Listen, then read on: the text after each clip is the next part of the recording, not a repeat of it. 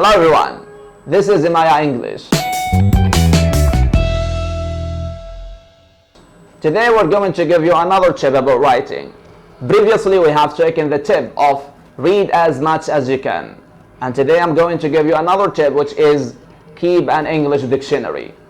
This can match your level. If you are a beginner, you can have a dictionary which has a word in Arabic or in English. Example, you have a word in English and the meaning in Arabic. If you are an intermediate or an advanced learner, you can have an English which has a word in English, the meaning in English, and also an example in English like Oxford or the long man.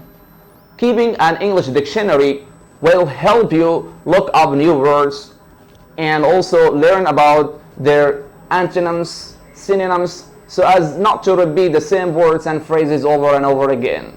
Remember, this tip will better your communication skills. Thank you for now.